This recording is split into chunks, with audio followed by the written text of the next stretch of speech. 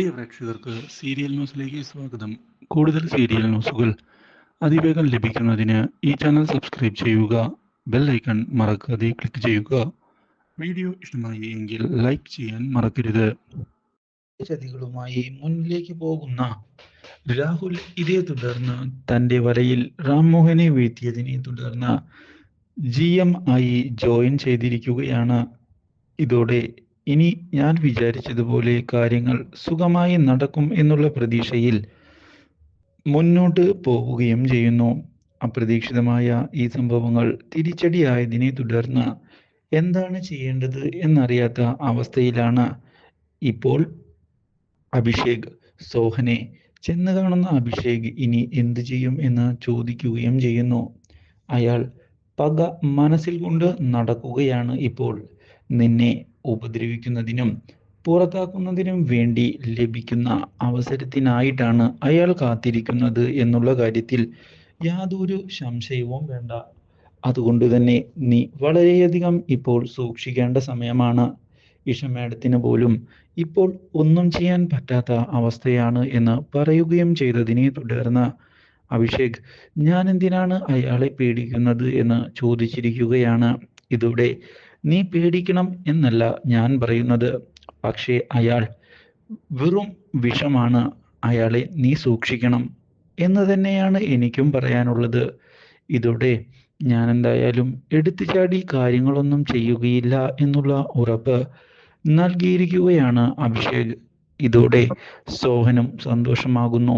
എന്നാൽ ഇതേ സമയം എങ്ങനെയാണ് ഇനി അഭിഷേകിനെ പുറത്താക്കുക എന്ന് ആലോചിച്ചുകൊണ്ട് കാര്യങ്ങൾ മുന്നിലേക്ക് നീക്കുന്ന രാഹുൽ ഓഫീസിലേക്ക് വന്നതിനെ തുടർന്ന് പുതിയ പ്രശ്നങ്ങൾ സൃഷ്ടിക്കുകയായി.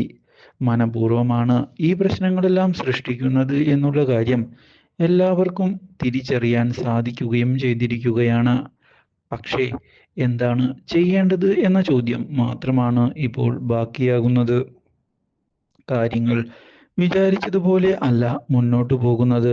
അതുകൊണ്ട് തന്നെ ഇനി നമ്മൾ കാര്യങ്ങൾ കൃത്യമായി മുന്നിലേക്ക് കൊണ്ടുപോവുക തന്നെ വേണം എന്ന് മനസ്സിലാക്കുകയും ചെയ്യുന്നു.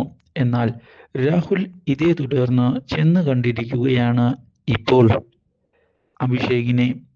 എൻ്റെ തിരിച്ചുവരവ് എന്തിനാണ് എന്ന് നിനക്ക് മനസ്സിലായോ? നിന്നെ ഇവിടെ നിന്ന് പുറത്താക്കുക, അത് മാത്രമാണ് എൻ്റെ ലക്ഷ്യം. അതിനുവേണ്ടി എന്തൊക്കെ ചെയ്യാൻ സാധിക്കുമോ അതൊക്കെ ഞാൻ ചെയ്യും.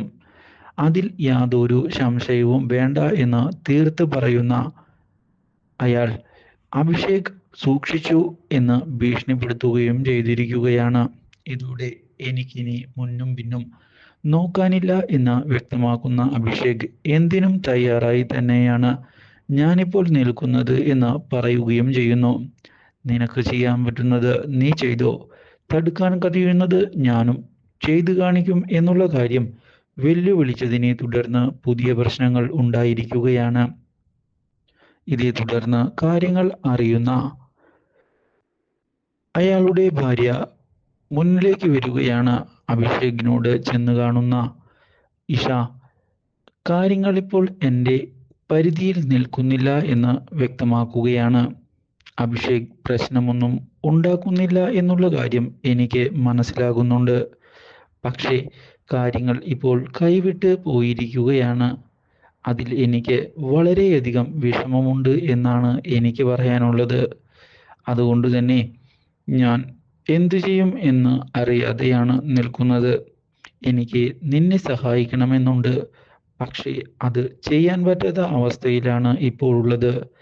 നീ കാര്യങ്ങൾ മനസ്സിലാക്കും എന്ന് തന്നെയാണ് ഞാൻ കരുതുന്നത് എന്ന് വ്യക്തമാക്കിക്കൊണ്ട് അവിടെ നിന്ന് പോയിരിക്കുകയാണ് ഇഷ. എന്നാൽ ഇതേ തുടർന്ന് കാര്യങ്ങൾ തൻ്റെ പരിധിയിലായതിനെ തുടർന്ന് ഇനി റാംമോഹനെ ഒതുക്കണം. അതാണ് തൻ്റെ അടുത്ത നീക്കം എന്ന് ഉറപ്പിച്ചുകൊണ്ട് മുന്നിലേക്ക് പ്ലാൻ ചെയ്ത് പോവുകയാണ് ഇപ്പോൾ രാഹുൽ. പക്ഷേ രാഹുലിൻ്റെ നീക്കങ്ങൾ ഇതേ തുടർന്ന് തിരിച്ചറിയാൻ ഇടയാകുന്ന ഇഷ രാഹുലിനെ ചെന്ന് കാണുകയും ആവശ്യമില്ലാതെ പ്രശ്നങ്ങൾ സൃഷ്ടിക്കരുത് എന്ന് നിർദ്ദേശിക്കുകയും ചെയ്യുന്നു. പക്ഷേ ഇഷ പറയുന്നത് കേൾക്കാൻ തയ്യാറാകാതെ മുന്നിലേക്ക് പോകുന്ന രാഹുൽ ഇനി ഞാൻ പറയുന്നത് നീ കേട്ടാൽ മതി എന്ന് വ്യക്തമാക്കുകയാണ്. അപ്രതീക്ഷിതമായ ഈ തിരിച്ചടി ഇഷയെ ആകെ തകർത്ത് കളയുകയും ചെയ്യുന്നു. Do like, share and subscribe.